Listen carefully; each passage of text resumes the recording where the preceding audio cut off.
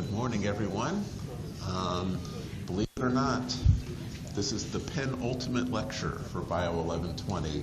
Thursday is the ultimate lecture. I'm going to talk with you then about genomes and their evolution. But today, I'm going to give you a crash course in molecular biology. I have a lot more to say about that in just a minute. Before we get to the business of that, though, let me remind you of a few logistical things. There is a final exam for this class. It's a week from today. It'll be in this room. It's from 8 o'clock until 10 o'clock, so it's not the normal meeting time for the class. It's a little bit earlier than usual.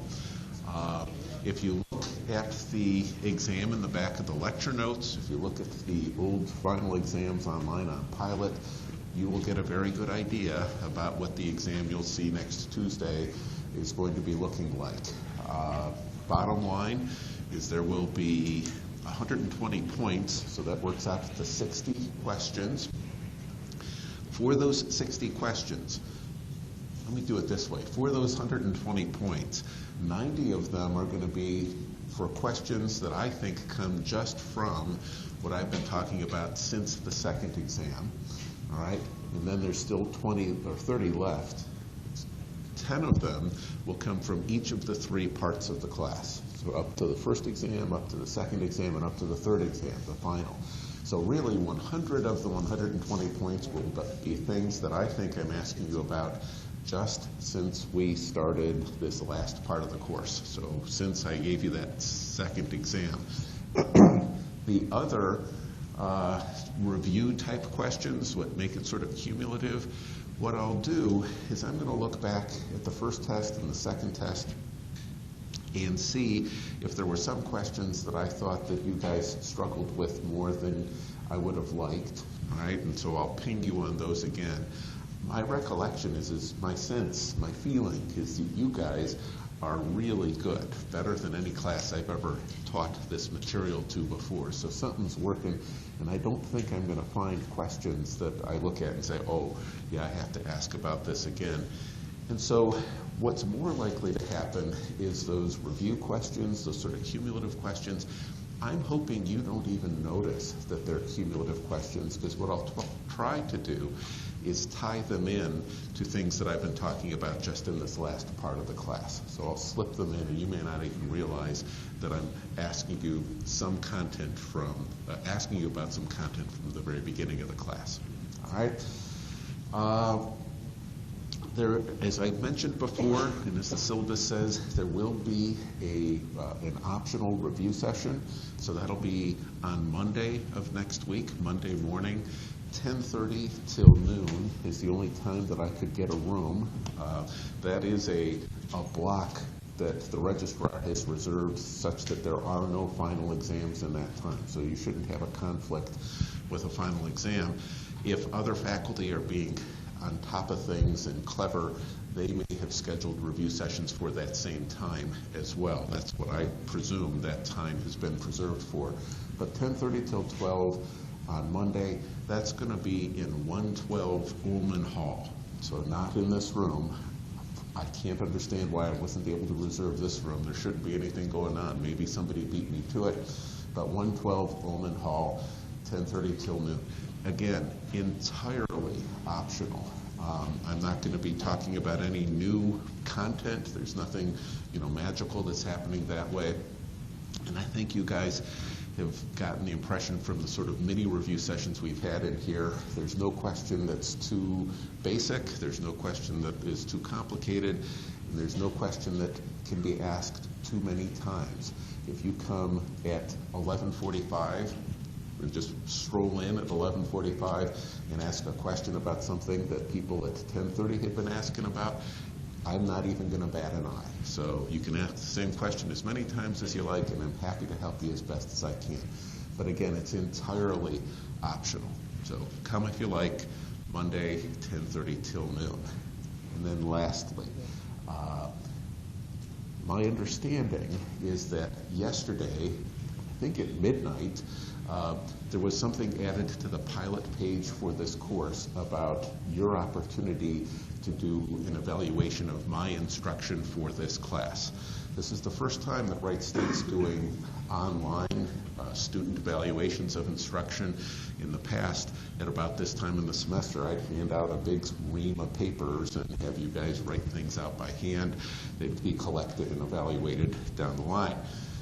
When I would hand them out, I would try to impress upon the class how much I value that input. So please, take some time to look at the pilot page for the course. If you can't find the link that you need to go to do the student evaluation of instruction for this class, it's my evaluation from you. Let me know, or let Lauren, the supplemental instructor, know, and we'll figure out how to point you to it. I really value that input. And it's, I'll tell you, and I think I've said this at the beginning of the class to you as well, it's not so much the numeric things that I attach significance to. You know, you'll get to rate things on a scale of 1 to 5, 5 being the best. That's okay. You know, at a glance, I can tell sort of how I've been doing with the class. But when I really pour over, it's like Christmas Day all over again when I get to these things, usually at the beginning of February, after grades have been assigned and all that. When I get these things at the beginning of February, nothing else matters. I don't care what else is on my desk, who's on the phone. Nope, I got my student evaluations back and I pour over them. And part of that is because I often get favorable, friendly sorts of things, and everybody likes to see that. But I really do appreciate the suggestions that you make about how to make the course better, right? Things like making them available, making the lectures available on Integrity is something that I've heard in the past. Making previous year's lectures, making final exams available, making lecture notes available. Those sorts of things are really helpful to me, and they've really helped me change and improve this course over the years. So I feel like I'm taking up too much time saying this, but another part of me, a voice inside my head is saying, no, we should have the whole lecture be about this, because this is what's actually, it's very important to me. I really value that input. All right? As an aside, I'm a full professor. I can't get promoted anymore, right? Nothing like that. My pay raises are, pretty much maxed out as it can be. So not many other people look very carefully at my evaluations from the classes that I teach, but I look at them really hard. So please help me do a better job with this class in the future. Give me some good suggestions. If there are things that you like about what I've been doing in the course, let me know, because that might counterbalance somebody else who says the lecture notes suck. Don't ever provide lecture notes again. If you think the lecture notes are useful to you, I probably need to hear that. So let me know. Help me out, guys. It won't do you any good, at least for this class, but help me do a better job down the line. Okay. Any questions for me at this point? We've got a review session next Monday, 10:30 till noon. You should be able to do online evaluations of my instruction. That's for this lecture part of the class, by the way. You did something separate for the lab. Focus your attention on the lecture. And there's a final exam coming up a week from today. We should have the final grades posted on Pilot by the end of the day on Tuesday. I'd like to say close of business a week from today is when you should be able to see what your final grade is. Okay. With that said, I got stuff to talk with you about today. I want to talk with you today about genetic engineering. I'm not sure that's the best phrase for this. In my mind, I'm going to talk with you about molecular biology. I'm a biologist. Happens, I'm a molecular biologist. And what that means is that I study living things. Remember, biology is the study of life, right? Day number 1 for this class. So I study living things, but my modus operandi, my mode of attack, is conventionally or traditionally get involved with a study of life. I figure things out at a molecular level, right? And that pretty much means when you talk to somebody and they say they're a molecular biologist, that means that they play with DNA. They manipulate DNA. They extract information from DNA. You could be a molecular biologist and work on proteins and RNA, other kinds of molecules, but for the most part, molecular biologists focus their attention on some or several aspects of DNA. And so, It's fair to say molecular biology is a discipline. It's a scientific discipline, just like chemistry, just like physics, just like astronomy. But it's also a pretty unusual discipline. It's a pretty popular discipline. There are a lot of people who make their living as a molecular biologist. But it's unusual in the sense that, like no other scientific discipline that I know of, this discipline is defined by the tools that you use as opposed to the questions that you ask. Okay? Population geneticists ask questions about how gene frequencies change from one generation to the next. Molecular evolutionists, if that's the right word, look at how gene frequencies change over long periods of time. Biologists study life. They ask questions about life. Molecular biologists don't ask questions about molecular life. They actually use just the thing that binds us all together as a set of tools. And that's what I want to talk with you about today. I want to give you a crash course, perhaps for some of you a first exposure to the toolbox that constitutes what it is a molecular biologist brings to bear to answer questions that are important to biologists. So it's just a set of tools. And I'll tell, so I got a PhD, right? Shouldn't be a surprise to you. I got a PhD, and my PhD is essentially in molecular biology. In my mind, that PhD, it's a bunch of things. I probably have a lot of baggage that I carry as a result of my training as a graduate student. At one level, I think I should tell you, don't give any special respect to people with a PhD aside from the kind of respect you would give for somebody who's completed a marathon, right? A PhD doesn't mean you're super smart. A PhD means that for whatever reason, you stuck it out and you made it to the finish line in an awfully long race, a race that takes 4 or 5, nowadays 6, 7, maybe 8 years, right? Anybody who can stick with a project or a program that long deserves some grudging respect at the very least. It doesn't mean they're brilliant. It means that they've got some sort of stick-to-itiveness. So that's one thing.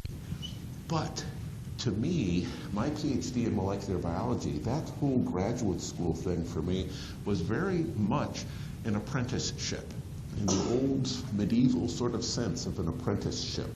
I was more or less an indentured servant for a maniacal, a guy who put me to work and had me practice the trade, learn from him and from others the tools of molecular biology so that I could take those tools and then start coming up with interesting questions of my own that I could use those tools to answer. So just like a carpenter has a toolbox with some tools, I'm not a carpenter. I don't have a lot of expertise in carpenters. You guys probably have more carpentry. You guys probably have more expertise than I do, but think about the number of tools that a carpenter has, right? You got a screwdriver, hammer and nail combo, maybe a file, a lathe if you're doing some really sophisticated carpentry. I mean, I got, 4 tools? Sandpaper, I don't know, maybe that's kind of a tool, right? There's a small number of tools, though, when you stop and you think about what it is a carpenter needs to know how to use, right? Certainly less than a dozen, right? And yet, think of all the stuff that you can do with 10 or so tools. In carpentry, molecular biologists literally have 5, maybe 6 different tools, 5, maybe 6 different approaches that we can use to manipulate and to extract information from molecules like DNA. It's a small number of tools. If you can add a new tool to the toolbox of molecular biologists, guaranteed there's a Nobel Prize in it for you, because it would be huge if we could improve our arsenal of equipment that we can bring to bear to solve problems. But so what I want to do today is talk with you about some of the most important of those tools and give you a sense of how you can use them together and how it is that those tools ultimately give us a fair bit of power, the power to know the things that we now know about how information is stored in DNA, what that information is, how it gets used. All right, so that's the game plan. And for some reason, I start out on this outline with this idea of eukaryotic genes. I think that's there largely as a vestige of previous years when I've taught about this, I've talked about this, where I've needed to have some extra time to remind people about the stuff or to finish the discussion I was having about eukaryotic genomes. I don't know that I need to do that this year. I think I'm pretty much on track. We had a good pace. I've had a good discussion with you about eukaryotic genes and genomes. There are a couple things that would be important for you to appreciate as we go into this molecular biology lecture, right? Eukaryotic genes have the same genetic code that prokaryotic organisms use, so that's a plus, right? Makes our job a lot easier. If you can take a eukaryotic gene and plug it into a prokaryotic cell, you don't have to worry about having to change the genetic code to accommodate differences between the eukaryotic genetic code and the prokaryotic genetic code. There are no differences. So that's a big plus. Makes the job of a molecular biologist a lot easier. But things about eukaryotic genes that make the job of a molecular biologist harder are maybe two in number. One is those pesky introns that eukaryotic genes are cluttered with, right? There's an abundance of introns.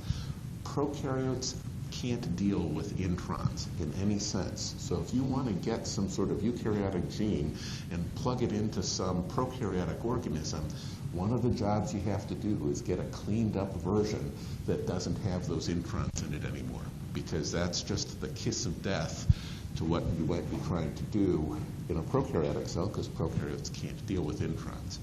And then the other thing is eukaryotic promoters are crazy, complicated, and huge, much larger than a typical prokaryotic operon, not even a prokaryotic gene, but a cluster of prokaryotic genes. And so what you got to do, if you want to get some gene from a eukaryote expressed in a prokaryote, you've got to scrap the eukaryotic promoter and replace it with a prokaryotic promoter. Essentially take a lesson from the viruses that I talked with you about last Thursday. Use that kind of streamlined promoter, typically a promoter that is a really appealing target for RNA polymerases in the prokaryotic organism that you're working with. So you've got to clean up eukaryotic genes in some sense. You've got to get rid of their introns. You have to scrap the promoter and replace them with what's a functioning prokaryotic promoter. But aside from that, if you can pull off those two things, there's nothing that should stop you from being able to get prokaryotes to express eukaryotic genes. All right?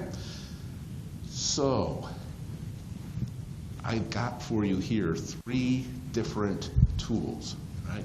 And some of these tools, I think you might be able to say, well, there's some sub-tools within them. I'm going to talk with you one by one about these different tools. And let's start with the one that gets the most press attention, this idea of cloning. And I'll start by something that's fairly unrelated to this slide. This slide illustrates the traditional, historical approach to cloning. I'm going to talk with you about that a fair bit because it's still a very powerful, important tool.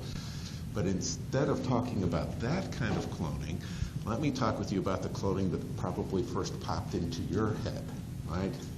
Everybody here has heard of Dolly the sheep, right? First cloned mammal. About 15 years ago now, a long time ago, that the first successful cloning of a mammal took place. A sheep, the sheep's name is a female, her name was Dolly, right? Let me tell you, there's some things about cloning whole organisms that you can learn that are important to know about from hearing a little bit more of the backstory associated with the cloning of Dolly. Okay? Dolly was a successful attempt at cloning that came on the heels of 500 failed attempts. The lab, the group that was able to successfully clone Dolly, that wasn't their first shot at it. They failed 500 previous times before they finally got a baby sheep that had the same genome as its mother. in a sense, right? So it wasn't an easy thing to do. It's still not an easy thing to do, to clone a mammal. And one of the things that makes it so hard to clone a mammal, like Dolly, is something that you already have a really good appreciation for, I hope. And that is, remember, as a fertilized egg, that cells, that zygote's chromosomes are in a very euchromatic state, lots of open chromatin. And as each round of cell division plays out, as the tissues of the zygote differentiate, what happens is that you help this nasty problem of tissue-specific regulation of gene expression by condensing more and more parts of the genome into heterochromatin. Right? So as the cell divisions progress, it gets harder and harder to get genes expressed because they're being packaged up as heterochromatin. The nut of the crux of the problem for cloning a mammal is you're taking an organism and you got to pull out its genome, you got to pull out a nucleus that probably has an awful lot of heterochromatin. And we aren't in the business as an organism of resetting that chromatin heterochromatin status anywhere except in germline cells. And yet as part of the whole cloning process, you're trying to keep the germline cells out of the picture. So it's a real problem. Why it is that it worked with Dolly is they had to think long and hard. They found two neat things about sheep that made Dolly eventually work out. One of those things was that it by chance, just coincidence, it happens, well, they knew this, so they chose it deliberately, but it happens that sheep don't need to express many genes during embryonic development. They're unusual in that way. They can make it to about the 32 cell stage, so several rounds of cell division before they have to start cracking into their genetic instructions to be able to make messenger RNAs that can be translated into proteins you need for subsequent rounds of cell division. So a sheep's egg comes with an arsenal, a built-in set of messenger RNAs that have all the instructions already laid out and set to go for about the first 5-6 rounds of cell division. So it gives you 5-6 times for nuclear division to take place and hopefully for that chromatin to get reset. So you buy yourself some time by working with an organism that doesn't need to tap into the genome right out of the gate with a fertilized egg. So that was a plus. And the other plus was people had figured out, they had discovered that amongst all mammalian tissues, it turns out that sheep mammary gland tissues had some of the least heterochromatin in any adult mammal that they had looked at. Right? You could have considered sheep pancreas cells, you could have considered sheep brain cells, you could have considered dog kidney cells and human heart cells. You look at all of them and they all have a lot of heterochromatin. It turns out that sheep mammary glands prior to lactation are fairly undifferentiated. So again, it gives you this leg up. And hence the name Dolly, by the way. It's a tip of the hat to Dolly Parton. All right? So it really is. I'm not making that up. So they took some sheep mammary cell tissues from an adult sheep, hadn't lactated yet. They sucked out the nucleus. They put it into an unfertilized sheep egg from which they had already extracted the nucleus. And they set it up and hoped and prayed that it would go. And sure enough, after 500 attempts, they ended up with a viable baby sheep that was genetically absolutely identical to the original sheep that was being cloned. Okay? So that tells you some of the hurdles that need to be cleared and some of the issues that are involved. And we haven't figured out ways yet to really solve those problems. Right? So it's still hard 15 years later for us to do cloning. The general public, my sense, is they worry about cloning. You know, and it raises some interesting philosophical, sort of theological issues. I'll let you guys debate amongst yourselves. You know, I've heard people argue that a clone wouldn't have a soul. Right? So from a philosophical, from a theological perspective, hey, that sounds kind of weird. I don't know how I feel about interacting with soulless people, right? Well, I don't get that, because practically speaking, there's no difference between a cloned individual and a twin, except in the sense that these are twins that are separated in time by whatever, 20, 30, 40 years in human parlance, at least, right? So twins are genetically identical. It's just the twins that we know get born within a couple hours of each other typically, right? And I don't think anybody is, well, I guess it turns out in the Middle Ages there was some debate as to whether or not twins shared a single soul. I don't think people today worry about that too much. A clone, to me, I don't see any difference between a twin. It's just these are time-delayed twins where years or decades have passed as opposed to a couple hours from their creation. And I've also heard people say, well, gee, if cloning was available back in the time of the Nazis, we'd have hundreds of Hitlers running around. And or Saddam Hussein's, or pick your dictator, your tyrant of choice, whoever the crazy guy in North Korea is, right? Kim Jong-un. Yeah. So surely he wants to clone himself. Go ahead, have fun, clone yourself. I don't think it's that big of a deal, because it would give us a real opportunity, I think, to see how much nature versus nurture contributes to one's inclination to become a megalomaniacal dictator. And I think maybe Hitler just had a bad day in preschool, right, that set him on a path, right? And if we can just take the baby Hitlers, the clones of him, and make sure that they were in a nurturing, loving environment, maybe you won't get them to become, nasty, mass murdering dictators, right? So, I don't know that there are serious issues aside from the practical issues associated with cloning, but I want you guys to appreciate that there are some interesting societal considerations that are in play here, and there certainly are some interesting molecular biology hurdles that need to be cleared to be able to do cloning as well.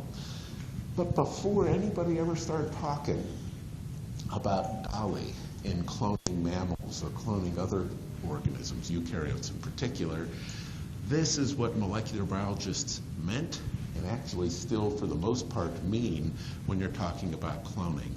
This kind of cloning is the kind of cloning I cut my teeth on as a graduate student back in the, when was that? It's a long time ago. I guess the 1070. No, it's not that long ago. That's the dark ages, right? It was probably in the early 1990s. This is where I really started to get involved with research and doing this kind of work. What you would do is, the challenge was this. It turns out that as human beings, we're big, clumsy, oafish organisms, at least from the perspective of DNA. Right? DNA is this little tiny thing, and we're poking at it with our big, clumsy fingers. You can't touch it. You can't feel the bumps on it to determine the sequence of the nucleotides.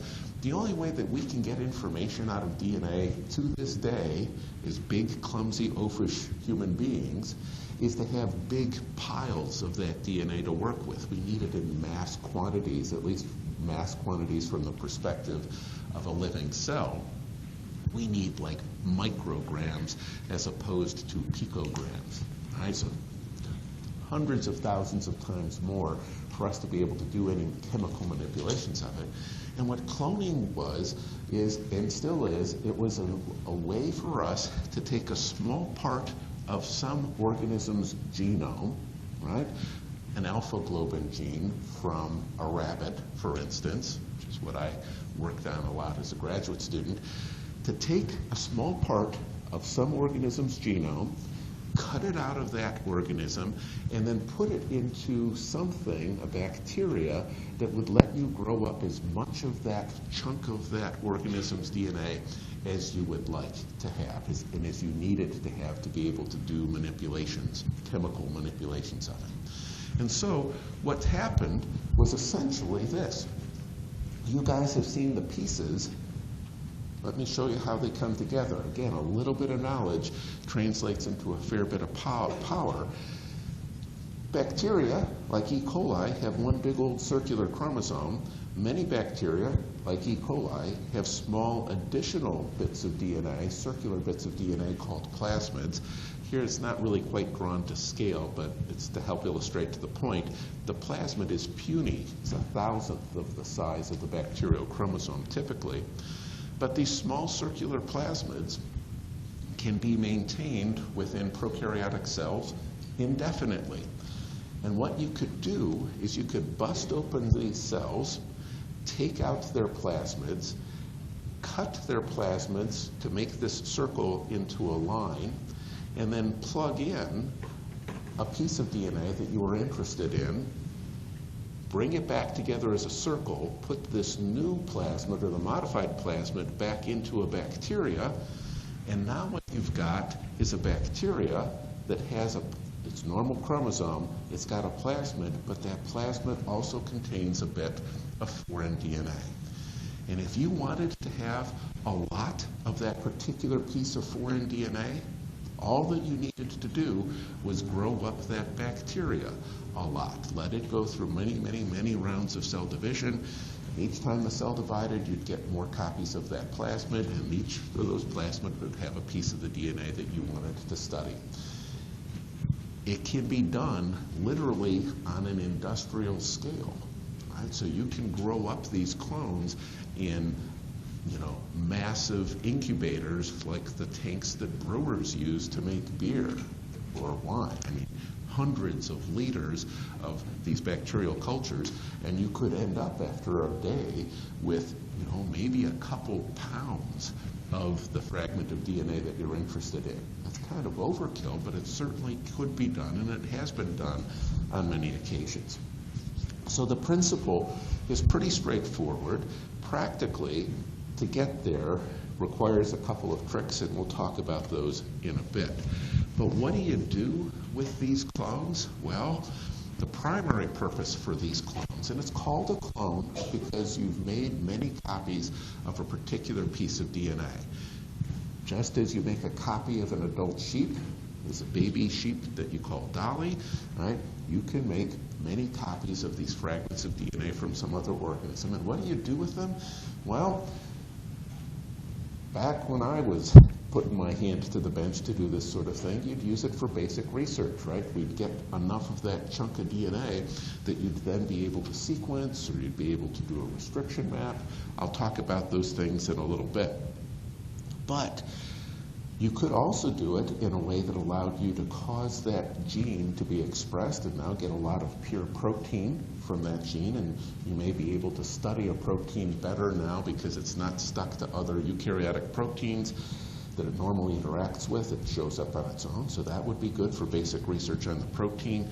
But there are some other neat applications, and this is just a for instance of what you might be able to do with these types of cloning experiments. You can make what are called transgenic organisms. You can take a gene from one plant and get it expressed in some other plant that has never seen that gene before, right? That's a very common approach in agriculture these days. One of the first examples of that was taking a gene from a plant that was resistant to frost and getting it expressed in strawberries, so that strawberries, this is a genetically modified organism, these strawberries now are more frost resistant because they have this one extra protein that they had never had before, all because of this kind of cloning. Pull out the gene that gives the frost resistance, put it in a context with another plant that would allow it to be expressed at the appropriate times and tissues, and now you've got another plant that's frost resistant that was never frost resistant before. They've got a picture for you there of, that looks like corn to me. Yeah, I think that is corn. But Roundup is very commonly used herbicide. You can make plants like corn and soybeans resistant to Roundup by putting in a gene that helps them metabolize the active ingredient in Roundup, and then when you spray your field with Roundup, the corn and soybean and such are resistant, and all the little weed things get killed, and you get a much better yield. So you can do that kind of cloning. People have been able to put genes into bacteria that cause the bacteria to express proteins that can be used to help break down oil slicks from oil spills. The Gulf oil spill from, 10 years ago, 8 years ago, an awful lot of that type of genetic engineering, of that kind of cloning had been done. And, I'll just skip to the chase here for some of these. Check this out. You can get human growth hormone expressed, for instance, expressed in bacteria, purify the protein, and then give it to people who have pituitary gland problems that would have otherwise caused them to have stunted growth. You can give them this human growth hormone and get them to be essentially normal height. The insulin business across the world is a multi-billion-dollar a year industry.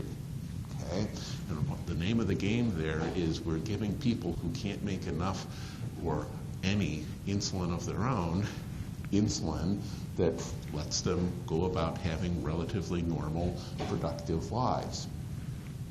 Before genetic engineering, the way that you would get insulin for human diabetics, you guys have any idea how you'd get it? You'd get it, if you're diabetic and you needed insulin, you'd get it from slaughterhouses, right? That was the primary source of insulin. They'd go to a slaughterhouse and they'd take the pancreas of cows or the pancreas of pigs, and they'd send it off to a lab, they'd grind it up, and they'd be able to purify and isolate the cow or the pig insulin. And that was the primary source of insulin back in the 50s and 60s and 70s. There's a problem with that approach.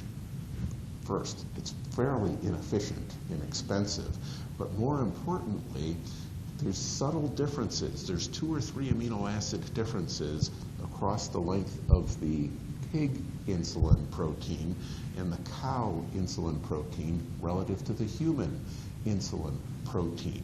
And over time, human diabetics would develop an immune reaction to the pig and also ultimately to the cow insulin, such that those insulins were no longer effective, right? Because the person over time developed an immune response and they'd attack the insulin before it had the chance to do any good. It was a problem.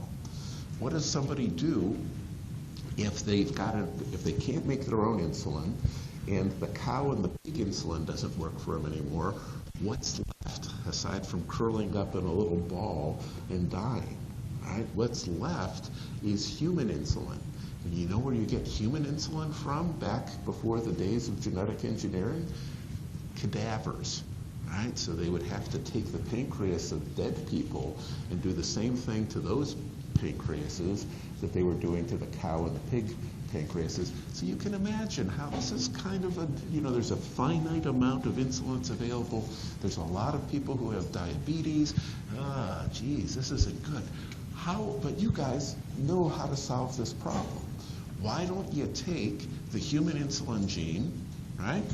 All of its amino acids spelled out in triplet codons, stick a prokaryotic promoter in front of it, take that construct, no introns, prokaryotic promoter, coding sequence for human insulin, and put that on a plasmid and put that plasmid into a bacteria and grow it up in mass quantities so that you could harvest human insulin from it. Solves the problem neatly, doesn't it? And so for the 80s and the 90s, that put the whole insulin producing industry out of business because it became really the first genetically engineered thing that was helpful to curing human diseases, right? So insulin was being made on a massive scale. But I said that was for the 80s and the 90s. This is the whole biotech industry. It's the first real success of the biotech industry. What about today? How do you do better than getting a bacteria to express it? How about this? Why don't you take what you know about making transgenic eukaryotic organisms and have something like a cow make human insulin for you, right? And better yet, not just have the cow make human insulin for you, have the cow make human insulin for you in a way that it's pretty easy to harvest. For instance, stick a promoter in front of the coding sequence for human insulin that causes it to be expressed in just one tissue, right? Not all over the cow. That's going to be a mess, human insulin and cow eyeballs. Who needs that? The cow doesn't need it. We don't need that. Just get it expressed in something convenient, like, for instance, something that we've got a whole industry built around harvesting milk, right? So there's a herd of cattle, about 100 head of cows, that have been genetically modified to have human insulin expressed in those cows' milk.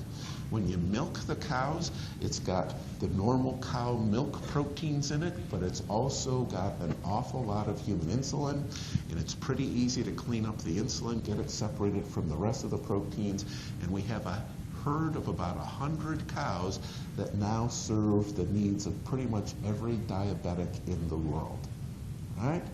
A little bit of knowledge, right? You know that the open reading frames are going to be interpreted the same.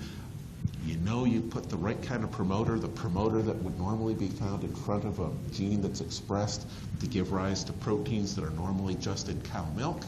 Put all that stuff together, make a transgenic cow, and you've solved a huge problem that just 50 years ago people were seriously dying from because there wasn't enough human insulin to go around from cadavers, right? How about that for a triumph of modern medicine and molecular biology? And again, you can do the same sort of thing with human growth hormone. You can make cows that produce human growth hormone in their milk. The sky's the limit. If you find that there's a disease, a lesion that's due to the absence of a single protein, making a transgenic organism now is becoming fairly routine for addressing that sort of thing. So I've used the word, or the phrase restriction enzyme a couple times, just in passing so far today. In the 1970s, a fellow by the name of Hamilton Smith, known to his friends as Ham, stumbled upon a protein that made specific breaks in DNA molecules. Okay, so in the early 70s, Ham Smith's playing around with E. coli, and same E. coli that we've talked about many times, and he finds that he's got a protein, he's been able to purify a protein that when mixed with DNA, caused DNA to get broken up into fragments of specific length. And as he studies this protein a little bit further, he finds that what's really going on is this protein is introducing a double-stranded break in DNA, so both strands of the double-stranded DNA molecule, but only at specific nucleotide sequences. This is actually showing the restriction enzyme site that his enzyme recognized. It turns out that wherever it found this string of characters from 5' to 3', GAATTC,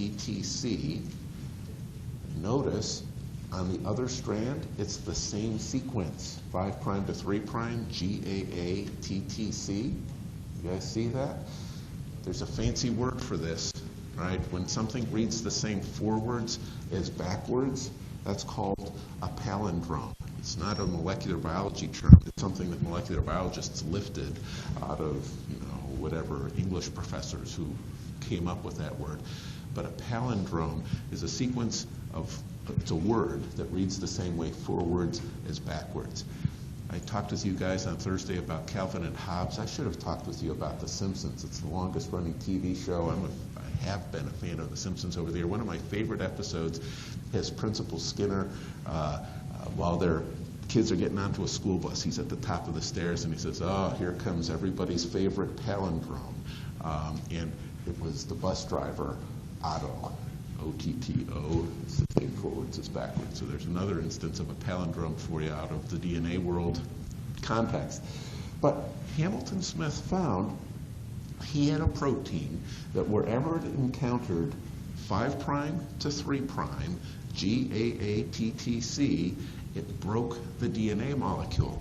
And it would always be, it's a palindrome, so it would always be a double-strand break. And this arrow is showing you specifically the phosphodiester bond that's being broken. It's the phosphodiester bond in the backbone that connects the G to the A, and here the G to the A. And what would happen is these fragments of DNA would have what he called sticky ends, because there would be this little stretch of single-stranded DNA on both sides of the break, and they were sticky because they could base pair with each other. Right? There were hydrogen bonding capabilities that could help bring those back together again. He gave a name to this kind of enzyme. First one of its class. He called it a restriction enzyme. Restriction because it was restricting the DNA, it was cutting the DNA. Right? And the site that the nucleotide sequence that the enzyme was looking for was called the restriction site, or the restriction enzymes site. All right?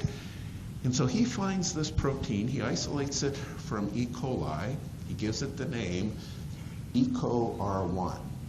Eco, E for Escherichia, Co for coli, R for restriction enzyme, Roman numeral 1 because it's the first one. All right? So he comes up, he discovers EcoR1, the first restriction enzyme, and it's opened up a whole slew of research. It turns out that almost all bacterial species make restriction enzymes, sometimes 2 or 3 or even 4 or 5, and they almost always have different restriction enzyme sites. They're almost always palindromes.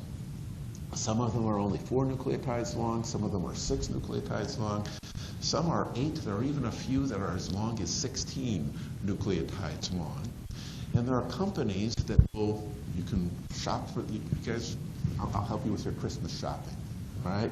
You can go online, search for restriction enzymes. There's a company out of Cleveland in particular, US Biosystems, I think, that for years, and then New England Biolabs, they're a big player in this field. You look up their catalogs, they're very colorful, very pretty catalogs, lots of interesting information, but you can purchase online hundreds of different restriction enzymes because molecular biologists use these DNA scissors, as they're often thought of, for so many purposes, so often to this day.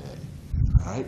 But so we've got EcoR1, and look what you can do. If you know that wherever this sequence appears, you can break it, that DNA molecule, what you can do is you can take a bit of foreign DNA, cut it with the same restriction enzyme, and then mix that fragment of DNA with the fragment of DNA that's shown in green, and you can make a hybrid chunk of DNA. If the green here corresponds to a plasmid, a circular piece of DNA that has just one instance of that restriction enzyme site in it, and people have engineered plasmids so that they do have just that one site, right? You can linearize the plasmid, and you can plug in a chunk of foreign DNA if you use the same restriction enzyme on the foreign DNA if you use to linearize that plasmid. Bring it all back together, put in an enzyme that'll help heal or remake those broken phosphodiester bonds. You got a closed circle, and the closed circle has your foreign piece of DNA inside of it. And we can start talking for serious then about this idea of having a recombinant DNA molecule. So cloning really got started once restriction enzymes were discovered. And after that, it became possible to clone and isolate and make lots of copies of chunks of DNA that you were interested in, to make transgenic organisms for the first time, to do recombinant DNA technology. Okay? For a while, it looked like that was the best game in town for making lots of copies of DNA. And then another guy who was tripping on acid came up with, and I'm not kidding, Kerry Mullis is the guy I'm talking about, very colorful person, got a Nobel Prize for figuring out an alternative to cloning for making lots of copies of DNA. He literally was tripping on acid. He had a dream in which he saw a bunch of snakes sort of twining around each other, and that he woke up from his dream and he said, I can come up with, here's why wouldn't this work? Why don't I use this to make copies of DNA molecules instead of cloning? Just as, I'll give you two asides about Kerry Mullis. I've mentioned a few times I get involved in court cases where DNA evidence is involved, right? One of the first of those was the O.J. Simpson trial. Kerry Mullis was also the defense for O.J. talked to Kerry Mullis as well as me. They decided that I was squeaky clean enough to be associated with them, and they were worried about Kerry Mullis. Despite his brilliance and his Nobel Prize, they decided not to do too much with him because of the history he had of using acid. So you know, I beat Kerry Mullis in that respect. He got a Nobel Prize. I got to hang out with O.J.'s defense team a little bit. I don't know. It seems to me I got the short end of the deal by being squeaky clean there. But the other thing, if you're wondering what he's still around, if you're wondering what Kerry Mullis is up to these days, he's sort of set aside science. He still makes a lot of money for... He's still, well, you know, it's not legal, so I don't think he would confess to it, but he shows all the signs of using acid to this day. But his new passion, he's moved on from molecular biology. His new passion is black and white photography, particularly of prepubescent girls. So that's really what he's working on, you know, applying himself to these. But nonetheless, so Kerry Mullis, interesting guy, right? Interesting guy, black and white. Come on, you know, color, just that wouldn't be right. But the black and white makes it okay, I suppose. But he comes up with this approach called the polymerase chain reaction. Okay, and it's a nice additional tool. It's the last time that somebody has added another tool to the molecular biology toolbox. This tool is about 25 years old now, so we're due for another tool. But here's the newest, shiniest tool that molecular biologists have to work with. And I guess we're going to talk about cloning a little bit more first. There you go. So we got bacteria. We'll skip that for now. And you can make things like glow-in-the-dark pigs, right, with this transgenic kind of organism. I want to talk with you about PCR. Here's PCR in all of its glory, okay? That picture freaks people out, and I understand why it would freak people out. But that's what's going on with PCR. And I think what we want to do is really focus on it one piece at a time. So the next couple of slides let me do that. But I'll tell you this before we get to the real nuts and bolts of what's going on with PCR, is it's predicated, it's dependent upon those two idiosyncrasies that I had talked with you about when I was telling you about DNA replication. Those two issues that DNA polymerase has, right? I'll remind you, there are two things. You know, DNA polymerases are amazingly fast and amazingly accurate. All right, fine. Give them their kudos. It's nice enzyme, right? But they got these two hangups. They only add nucleotides to existing double-stranded stretches of DNA. Right, so that's why you had to have those RNA primers that got laid down, and that's why you have that problem with the Okazaki fragments and all the rest of that. And they only work in the 5' to 3' direction. So they require a stretch of double-stranded DNA to sit down on to get things started, and they will only extend a fragment of DNA in the 5' to 3' direction. They never, ever, period, go 3' to 5'. It's always 5' to 3'. Those two things together can be taken advantage of to give rise to this polymerase chain reaction, or PCR. Well, let me just tell you guys, I'm going to set you guys off on a good path here. You can tell a molecular biology dilettante, somebody who's putting on airs pretending that they're a molecular biologist. You can separate them apart from the people who are real molecular biologists, because real molecular biologists know to say PCR as opposed to PCR reaction. Don't say PCR reaction. PCR reaction is redundant. P is polymerase, C is chain, R is reaction. When you say PCR reaction, you're saying the polymerase chain reaction, right? Right? A lot of people make that mistake. Don't be among those people. It's the nails on the chalkboard kind of thing to people who know what they're talking about with molecular biology. So let's talk about how PCR works. And again, it's underlying it all. What makes it work are you are taking advantage of those two hang-ups that DNA polymerases have. They have to start on a stretch of double-stranded nucleotides, and they only add nucleotides from the 5' end toward the 3' end as they're synthesizing. So here's how it starts. You get yourself some piece of DNA that you're interested in, right? It can be a human gene, it can be a dog gene, it can be a cat gene. I don't care. Doesn't matter. This works for any DNA. But you get yourself a chunk of DNA that you want to have lots of copies of. A nice, manageable chunk. Maybe a few hundred, maybe a few thousand, maybe 10,000 nucleotides long. But I want to have a lot of it. And I want to have enough of it so that I can sequence it. I want to have enough of it so that I can hold it in my hand, right? I want a good, copious quantity. Not the kind of quantity I can get from busting open a single cell. I want lots of copies, billions of copies.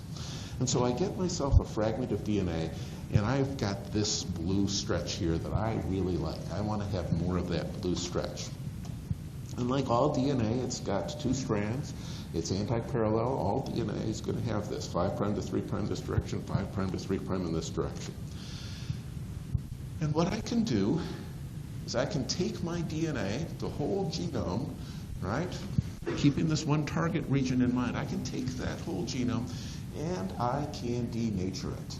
Right? And then that's just fancy talk for separating the two strands into single-stranded molecules. There are a couple of ways you can denature DNA. You can do it chemically with acids and bases.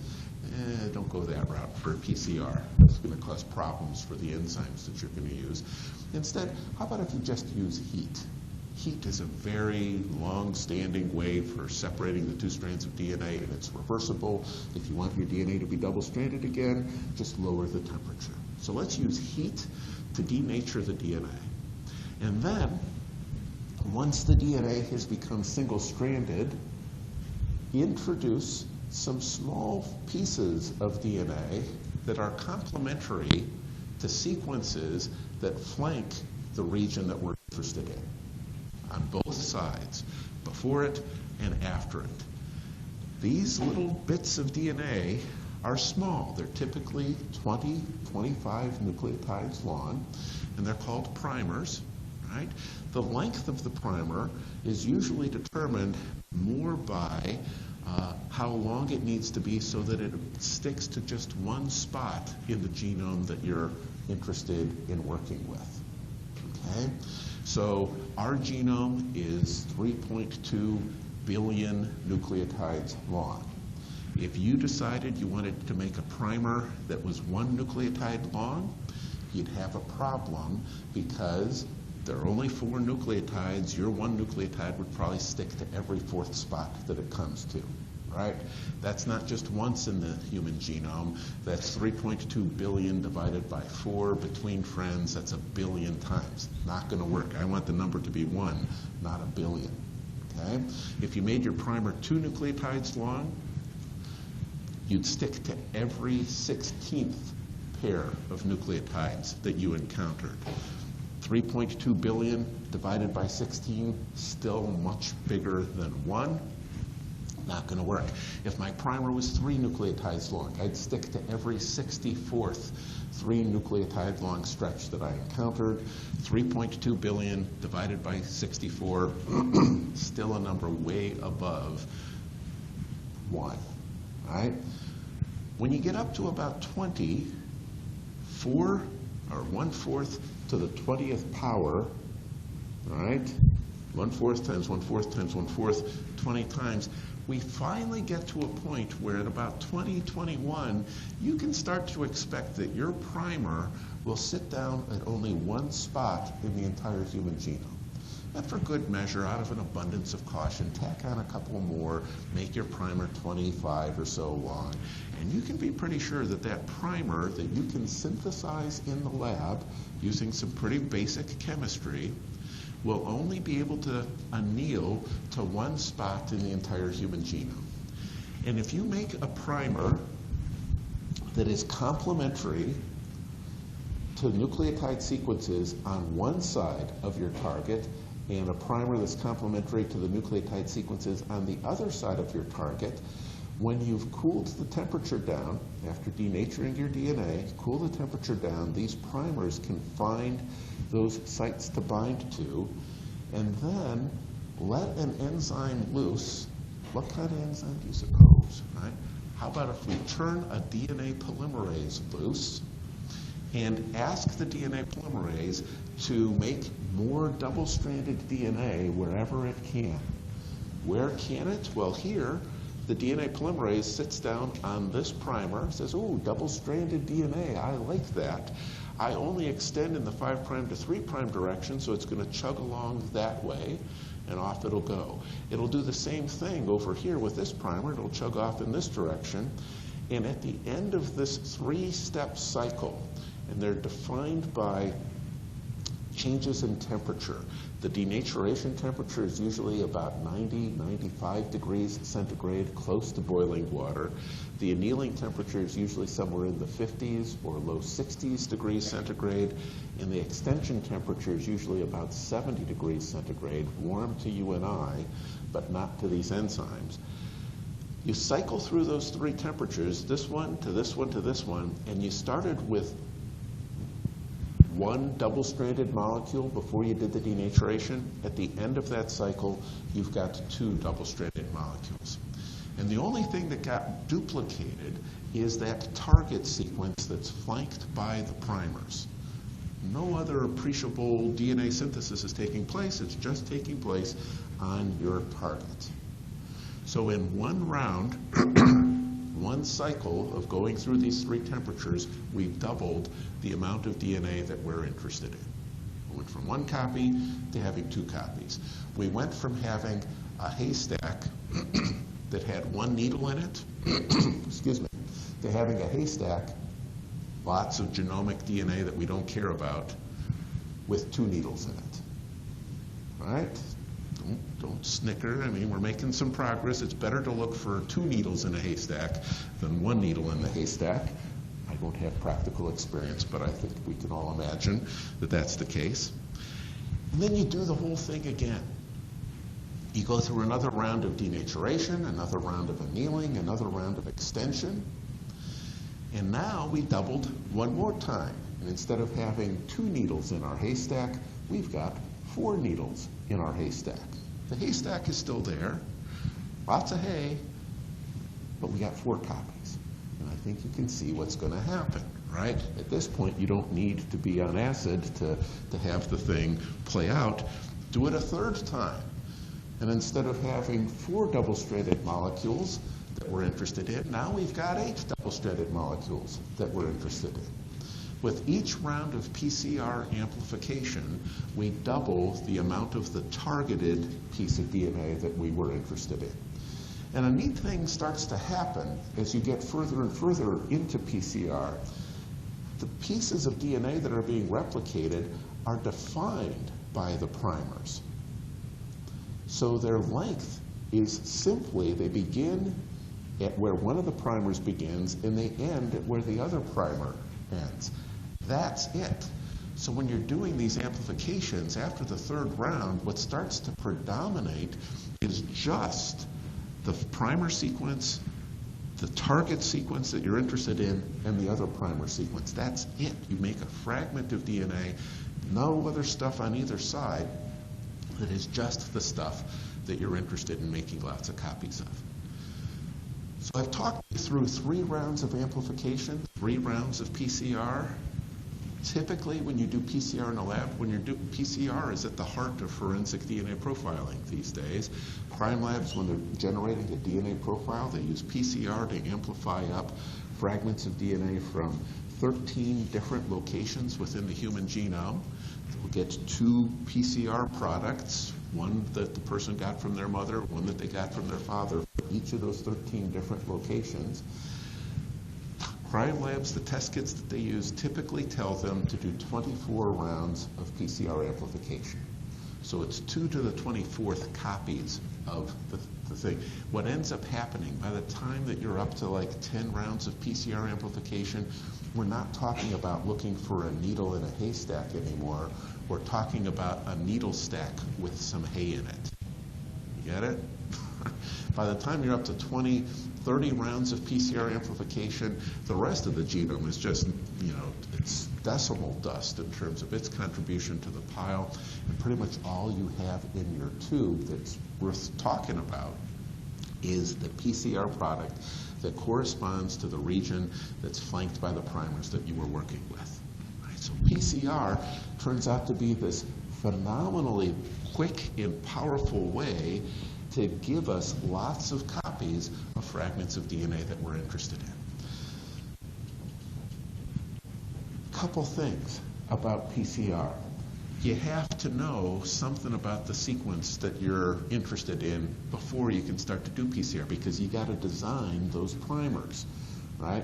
You can't just say alpha globin and start PCRing it up. You have to say alpha globin, figure out some nucleotide sequences that you can use for primers. So somebody must have sequenced it a first time using some other approach. Cloning is what it comes down to. But then once you figured it out the first time, I can use PCR to amplify up my alpha globin gene. I can use it to amplify up your alpha globin gene. I can compare them. I can probably use the information from the human genome to design primers that would let me amplify up the dog alpha globin gene or the cat alpha globin gene. They're probably similar enough. Right? So once you get a little bit of knowledge about one organism, you can use that to use PCR to get you other versions from other species to do comparisons to. And then you can sequence the stuff in between to get the nitty-gritty details. All right, so there's PCR. That's the newest, shiniest tool that we have. Let me talk with you about this one here, Southern blot. There's a guy whose name is Southern who came up with this approach. A colleague of his, oddly enough, had the name Northern. There's a northern blotting, and believe it or not, there's a third kind of blotting that's named after a guy whose name is Western. So there's northern, southern, and western blotting.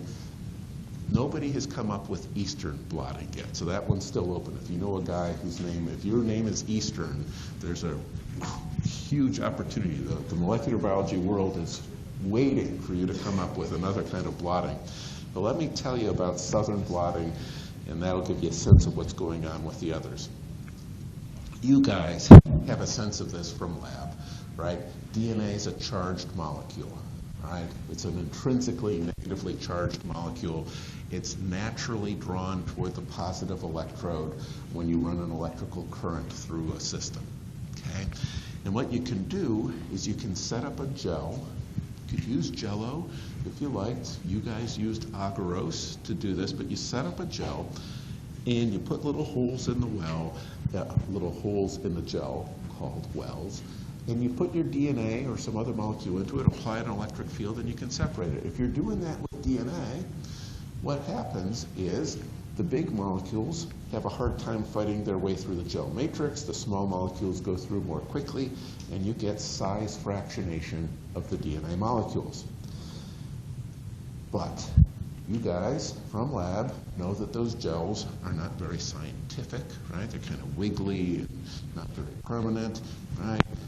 You need to do something to make a more permanent record or a more stable sort of structure, and that's where blotting comes in. So here's a picture that shows how the DNA can be size fractionated. The glowing bands there are where DNA was. What you can do is you can take something like genomic DNA, You can cut it with a restriction enzyme to give rise to a manageable set of fragments. You can separate those fragments on a gel, size fractionation, just gel electrophoresis like you guys did in lab. And then you can take a piece of paper. It's typically nitrocellulose, which is fancy talk for gun cotton. Right? I had a memorable experience as an undergraduate researcher.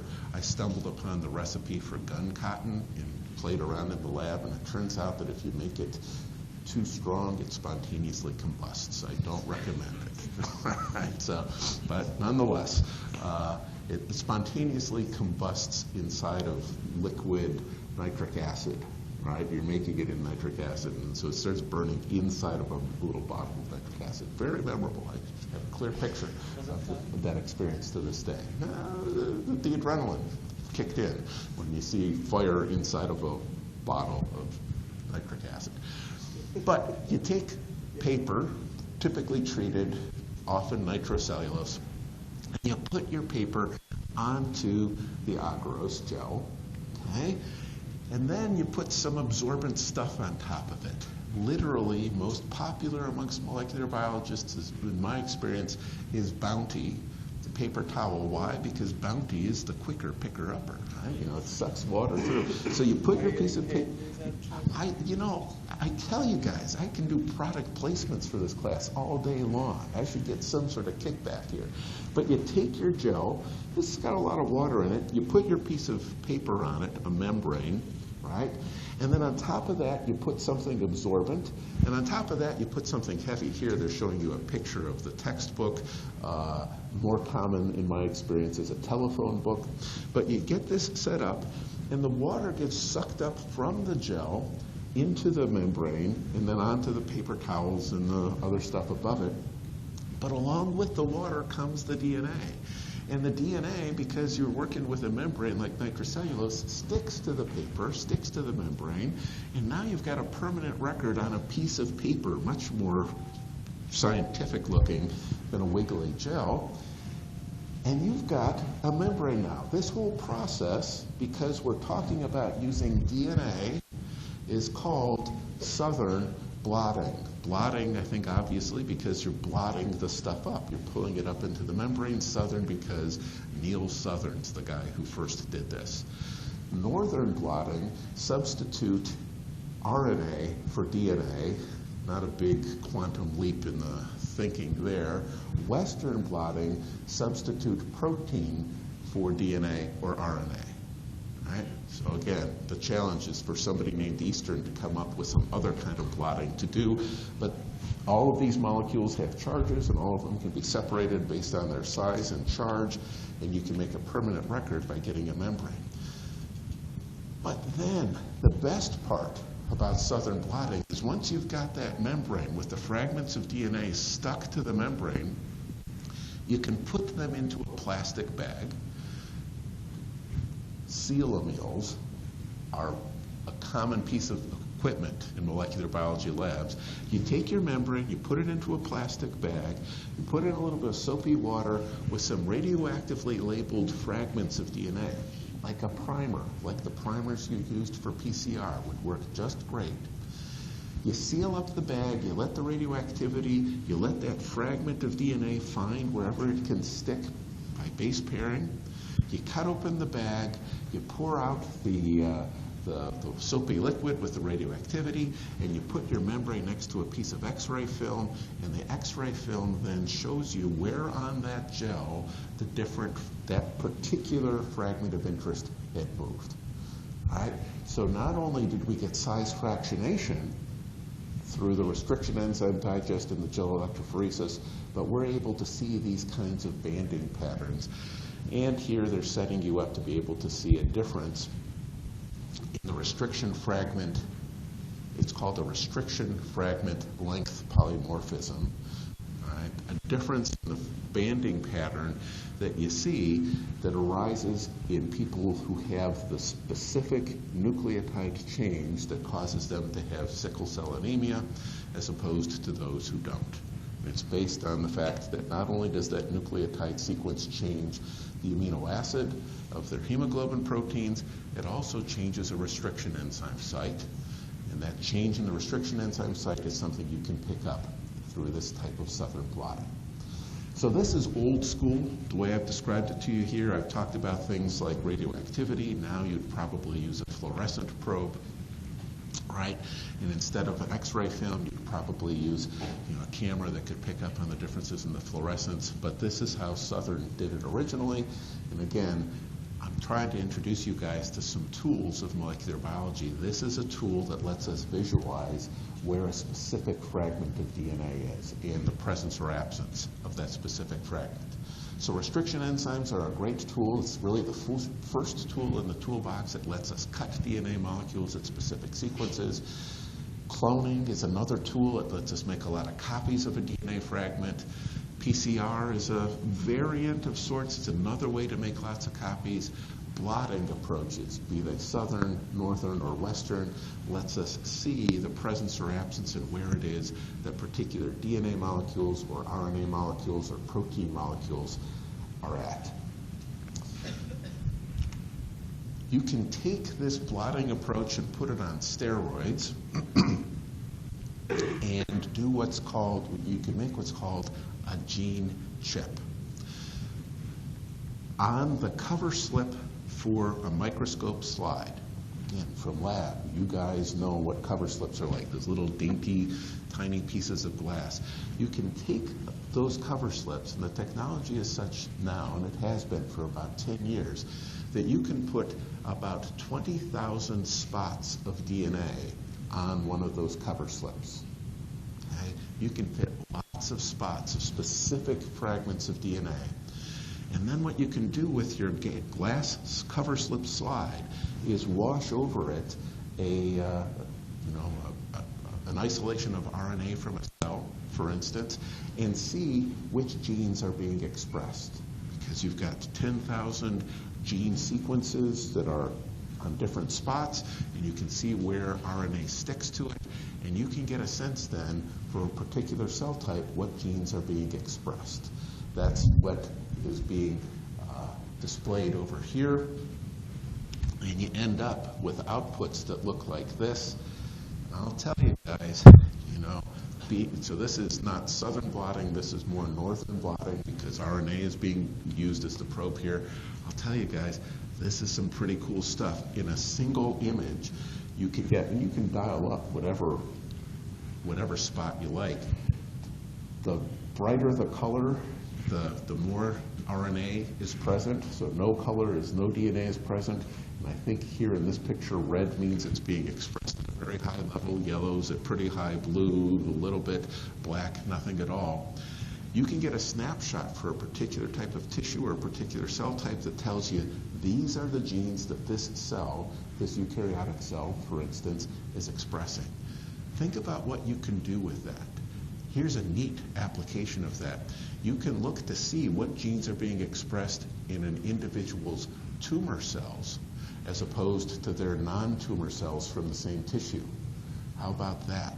And if you find that somebody's got liver cancer and that their liver tumor cells are expressing two genes different from everything else, and if you can figure out how to turn off those two genes, you've probably cured their cancer, right? And so a lot of that is done for medical genetics types of applications. All right, well, we're in the home stretch, but you guys are giving me the signal that I'm at the end of the lecture. So here's what we'll do. On Thursday, I'll start by talking with you about the last of these tools that I want to expose you to. I'll talk with you about how DNA gets sequenced, how we determine the order of nucleotides along the length of a chromosome.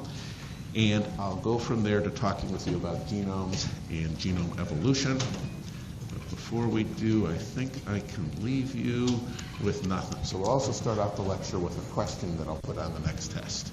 All right? So why don't we call it a day for today? I'll see you guys on Thursday one last time.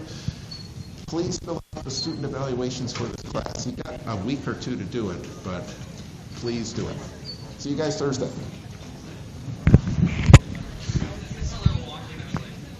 Hey.